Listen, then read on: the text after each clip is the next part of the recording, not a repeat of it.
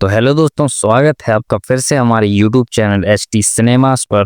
तो काफ़ी लंबे समय बाद मैं आपके बीच आया हूं और आने के साथ ही मैं आपके साथ लेकर आया हूं एक नया एपिसोड, जहां पर हम बात करेंगे ढेर सारी दर्जनों फिल्मों की बड़ी बड़ी फिल्मों की जो अपडेट्स हैं, क्या किस फिल्म के साथ चल रहा है, कौन सी फिल्म बॉक्स ऑफिस पर पिट रही है, कौन सी फिल्म बॉक्स ऑफिस पर तबाही मचा रही है। तो इन सब की बात जो है हम इस एपिसोड में करेंगे और इस एपिसोड का नाम होगा सिनेमा टॉक। तो ये सिनेमा टॉक का एपिसोड 1 है, जहां पर कुछ बड़ी फिल्मों की अपकमिंग्स जैसे कि ग्लोबल स्टार रामचरण की पेद्दी, रेबल स्टार प्रभास की स्पिरिट और तलपति विजय की फिल्म यानी कि जननायकन और भी कुछ बड़ी बड़ी अपडेट्स हैं। तो आइए देखते हैं।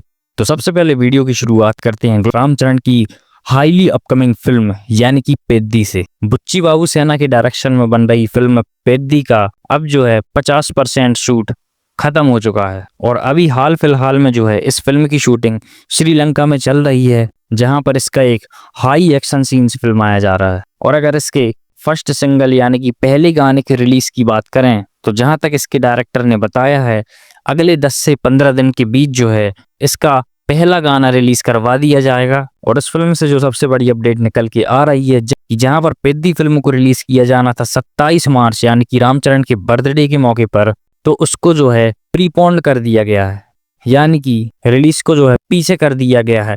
पेद्दी फिल्म जो है अब 27 मार्च की जगह 26 मार्च यानी कि श्री रामनवमी के मौके पर रिलीज करवाई जाएगी। आगे बढ़ते हैं हम फिल्म स्पिरिट के बारे में। 23 अक्टूबर की रात 11 बजे स्पिरिट का एक अनाउंसमेंट टीजर डाला गया था, जहां पर कुछ भी रिवील नहीं किया गया है, सिर्फ कास्ट एंड क्रू मेंबर्स को ही रिवील किया गया है। जहां पर कुछ डायलॉग्स के साथ ये टीजर चलता है, जहां पर प्रभास और प्रकाश राज की आवाज के साथ ये टीजर प्ले होता है, जहां पर एक खतरनाक डायलॉग बोला जाता है कि ये फौज में रहे या ना रहे, इसका तेवर जो हमेशा ऊपर रहता है। देन अगली अपडेट की अगर हम बात करें तो आगे बढ़ते हुए हम बात करते हैं तलपति विजय की लास्ट फिल्म यानी कि जननायकन से।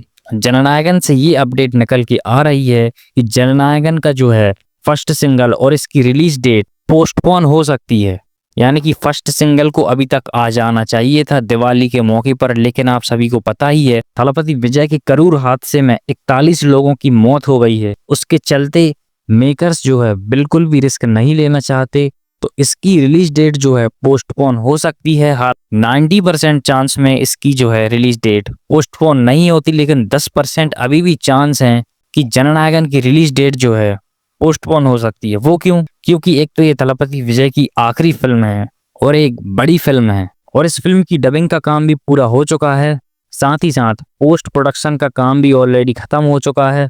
अब आने वाले वक्त में पता चलेगा कि इस फिल्म के साथ क्या होता है, लेकिन जब भी ये फिल्म रिलीज होगी एक रिकॉर्ड ब्रेकिंग ओपनिंग लेगी, इसमें कोई शक नहीं है। अब अगर अगली अपडेट की बात करें तो 9 जनवरी 2026 को होने जा रहे इंडियन सिनेमा के बिगेस्ट क्लैश के बारे में हम बात करते हैं, जहां पर एक तरफ होगी वही जननायकन यानी कि तलपति विजय की फिल्म और दूसरी तरफ होगी प्रभास की फिल्म यानी कि दी राजा साहब।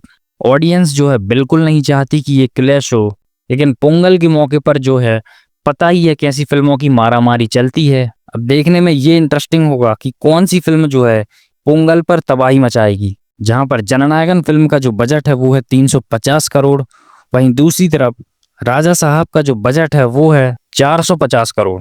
जहां पर एक फिल्म है पॉलिटिकल ड्रामा और दूसरी तरफ है हॉरर कॉमेडी ड्रामा।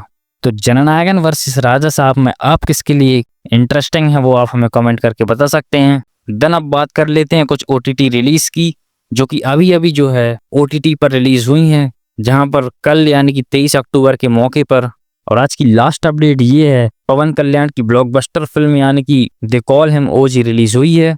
कि ऋषभ शेट्टी की फिल्म यानी कि कांतारा चैप्टर 1 ने 800 करोड़ का आंकड़ा पार कर लिया है और अब जो है इसका बॉक्स ऑफिस कलेक्शन रुक गया है। तो finally Kantara chapter 1 industry hit का टैग हासिल कर चुकी है ऑलरेडी। तो ये थी आज की कुछ बड़ी बड़ी अपडेट्स, जो आपको जानकर कैसी लगी आप हमें अपनी राय कमेंट करके बता सकते हैं। तब तक के लिए धन्यवाद।